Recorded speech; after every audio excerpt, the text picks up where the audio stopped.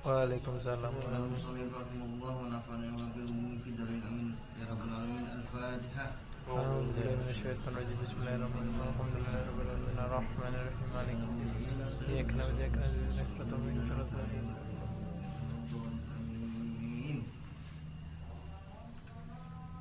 Al-Majlisus Salis fi Fadilatil Ilmi. Bab nomor 3 menjelaskan tentang keutamaan ilmu.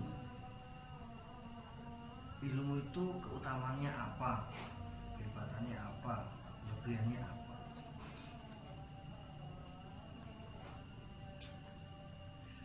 Bismillahirrahmanirrahim. Wa alama adam asma'a kullaha summa araduhum lan Mukian Nabi sallallahu alaihi wasallam jaa ila babil masjid faroq asyaitonu inda babihi. Faqala sallallahu alaihi wasallam, ya iblis. Ceritanya begini. Diceritakan bahwa sebelum Nabi Muhammad sallallahu alaihi wasallam itu berada di depan pintu masjid. Berada di depan pintu masjid, kemudian Nabi melihat setan samping pintu masjid. Ketika Nabi di depan itu, orang melihat setan itu di pintu masjid. Ini kita nggak tahu, soalnya setan itu dengan jin lain. Setan itu bisa mengganggu hati, yuwaswisu fi sudurinas, itu setan. Kalau jin itu menakut-nakuti, membuat orang itu takut, membuat orang itu menjadi trauma, menjadi teringat sesuatu imajinasi. Itu kerjanya jin. Terus sampai merasuki. Kalau setan itu dia sudah luar dalam, lebih hebat daripada jin setan. Jadi ada jin, ada setan, ada malaikat. Sama-sama nggak terlihat tapi beda peranan. Kalau jin itu bisa diganggu ataupun bisa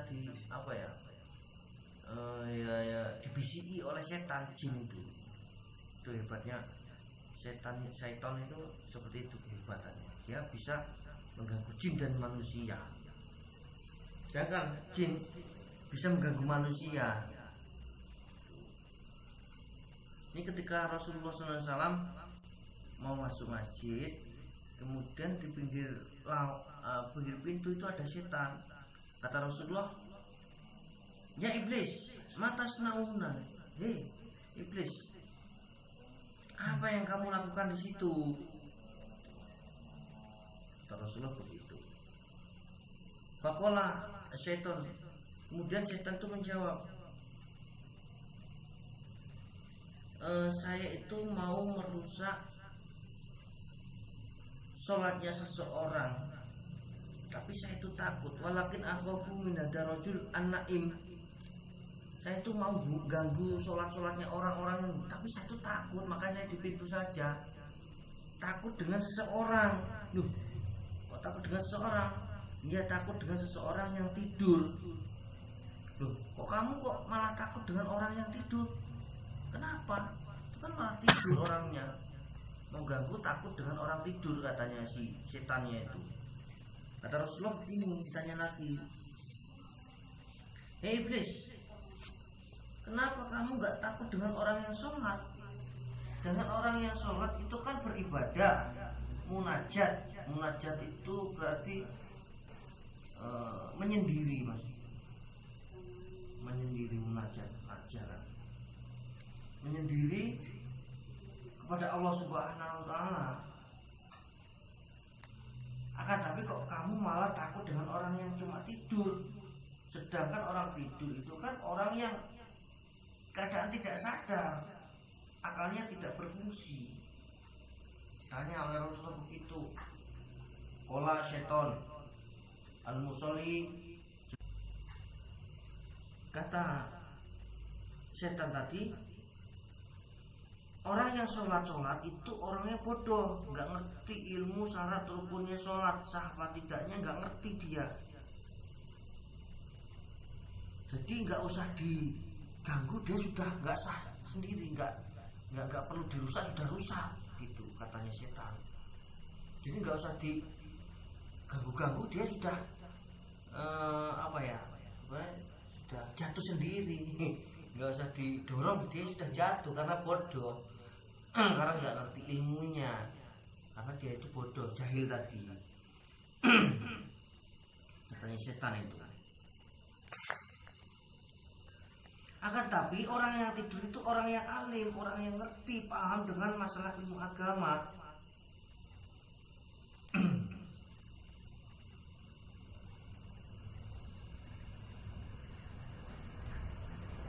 Nah, ketika nanti saya itu mengganggu sholatnya orang yang sholat, orang-orang bodoh yang sholat, saya itu takut nanti si orang yang pintar itu bangun kemudian membenarkan sholatnya orang yang bodoh-bodoh itu, malah rugi saya. Jadi begitu alasannya setan, mau mengganggu orang yang sholat karena yang sholat itu orang bodoh, sedangkan dia malah takut dengan orang yang tidur itu. Soalnya orang tidur itu ngerti, maksudnya ngerti itu orang yang berilmu agama. Kalau dia nanti ganggu orang yang sholat kemudian salah, kemudian bingung ataupun ribut, jamaah. Karena ya kemarin kan terang itu keutamaan sholat berjamaah, ada 5 keutamaan. Jadi pentingnya belajar ilmu agama. Di orang yang berilmu itu, setan itu takut, gitu. Iblis itu takut. Menang loh wedi. Tapi lek karo goblok dijar nih, orang diganggu-ganggu. Soalnya wis goblok deh, dijarnya salah-salah dilusuk-lusuk dhewe.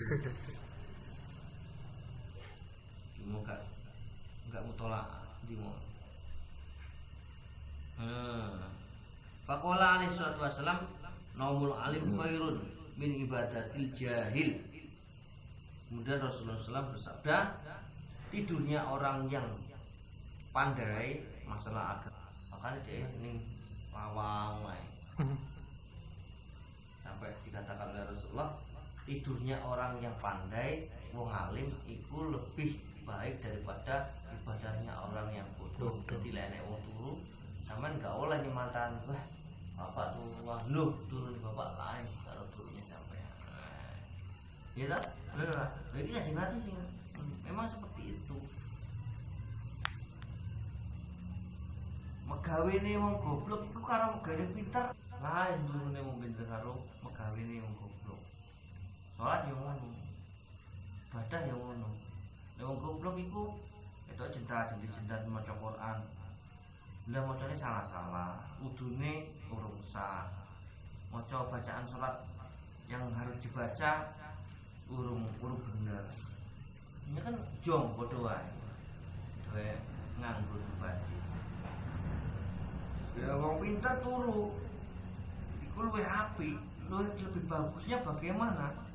Karena dia itu sudah punya ilmu, sudah punya power, sudah punya sesuatu. Tidur saja itu lebih baik daripada ibadahnya orang yang bodoh. Sampai sejauh itu perbedaan antara orang yang pandai masalah agama dan orang yang bodoh dalam masalah agama. Ya memang ini standar ya, logika agar kita itu mudah mencerna.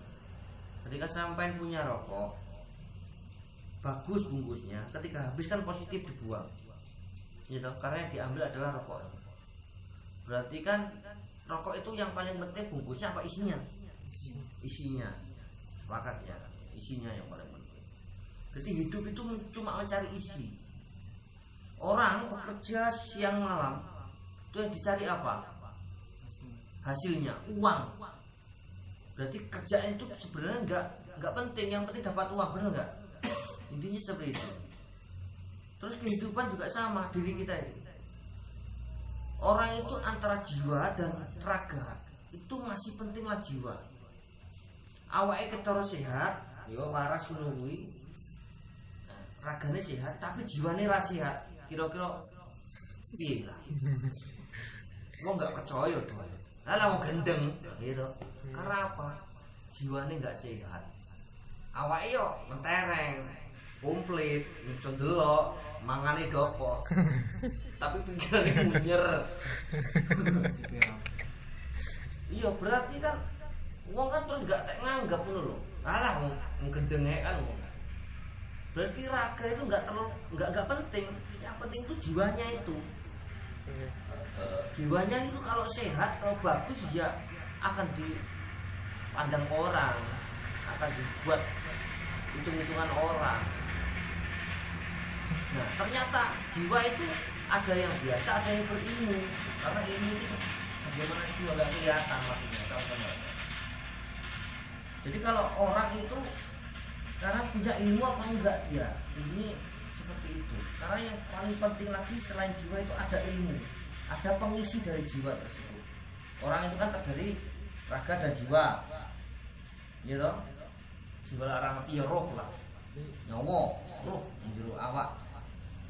Sedangkan roh itu ada yang berisi, ada yang enggak. Yang berisi itu berisi ilmu mas. Orang sama-sama sehat, dua orang sama-sama sehat. Satunya ruhnya itu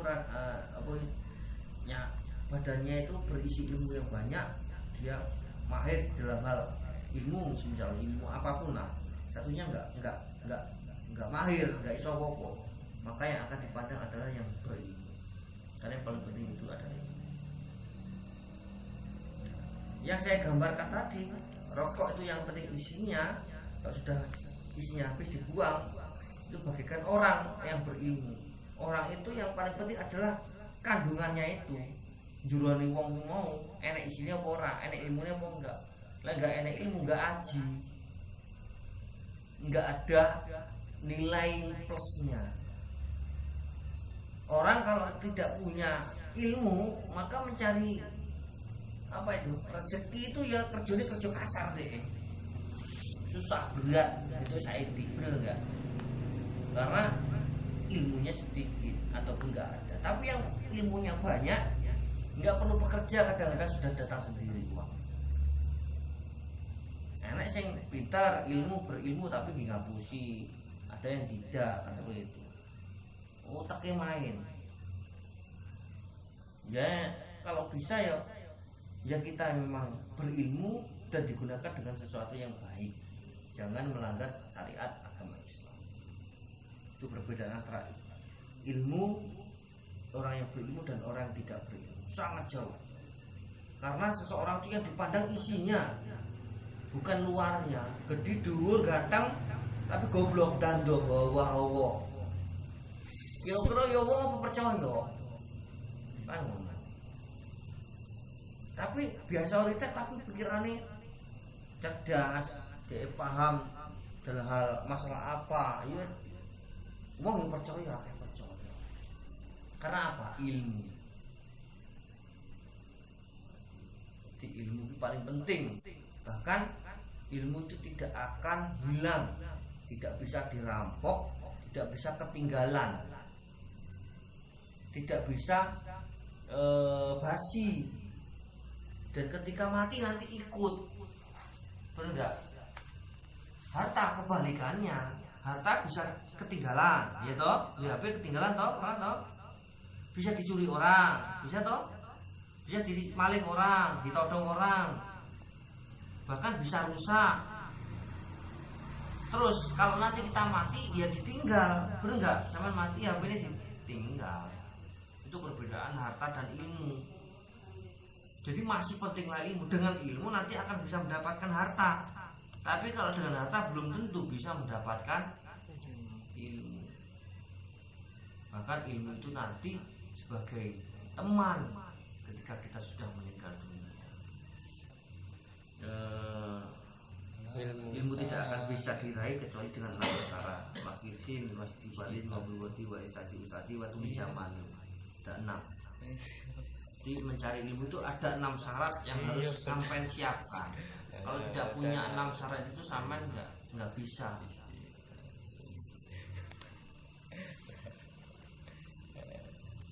Syarat yang pertama apa? Pertama cerdas,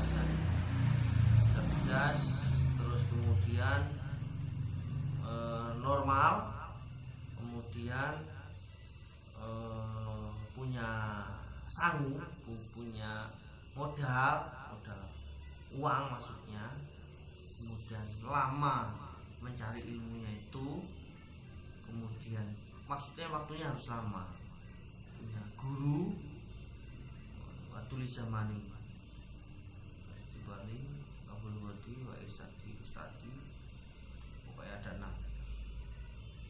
6. Yang pertama itu kan sebagai orang yang normal, punya pemikiran yang sehat, yang waras, kemudian otaknya itu ya harus standar lah paling enggak, sampai guys masuk dua-duanya.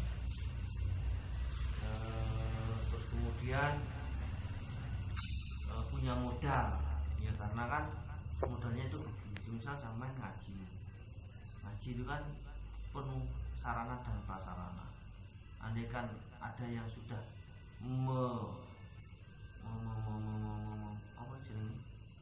menggratiskan apa namanya, ya berarti sampean syukur alhamdulillah dari tenanane wae, ya toh.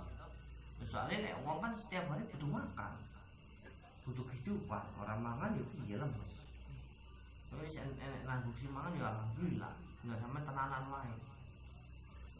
Terus ada petunjuk dari guru. Ada petunjuk dari guru itu maksudnya ada gurunya yang mengarahkan, yang membimbing. Waktu zamani sing terakhir, Ustaz waktu zamani harus punya jenjang waktu yang lama. Maksudnya waktu dalam mencari ilmu itu seperti ini. Misal sampai 5 tahun mencari ilmu, tapi golek ilmu sampai nggak istiqomah, lungo metu. Paling sing tetap dihitung-hitung mek 5 bulan. Ya sampai berarti totalnya mencari ilmu cuma 5 bulan. 5 tahun itu enggak begitu, soalnya habis semuanya. Entek. Ilmu dan ilmu yang paling mulia adalah ilmu akhirat. Ilmu itu ada ilmu dunia, ada ilmu akhirat. Ya kalau bisa ya kita dua-duanya, tapi kalau enggak minimal punya ilmu akhirat nanti untuk bekal kita setelah meninggal dunia, setelah mati. Ya kalau pengen sukses di dunia ada ilmunya, pengen sukses di akhirat ya ada ilmunya. Maksudnya pengen hartanya banyak ya harus pakai ilmu. Man arada dunya falai bil ilmi wa man arada akhirah falai bil ilmi wa man aradahuma falai bil ilmi, kata Rasulullah. Jadi kalau kita itu pengen berhasil, pengen sukses di dunianya, pengen kaya, pengen punya ini, punya itu, harus ada ilmunya. Cara mengelola harta itu bagaimana, cara untuk menambah harta bagaimana, agar tidak keluar dengan percuma itu bagaimana, itu ada tata caranya. Oh harus saya berdagang juga ada ilmunya. Jika ada ilmunya ya rugi bangkrut. Masa kulaan 5.000 didol 4.000, ya malah bangkrut. Harus ada ilmu. Akhirat juga sama, agar kita itu punya amal yang banyak dari ibadah tersebut. Bagaimana ibadahnya biar diterima itu bagaimana, biar bagus itu bagaimana, agar ada pahalanya itu bagaimana. Ya memang urusan pahala itu Allah yang mengurusnya, tapi Allah punya prosedur. Di sholat itu ada tata caranya, ada rukunnya, ada syaratnya, ada yang lain-lain. Ya, harus dipikirkan, harus renungkan sendiri-sendiri betapa pentingnya ilmu, baik ilmu masalah duniawi ataupun ukhrawi ataupun akhirat. Intinya Rasulullah bersabda dari cerita tersebut,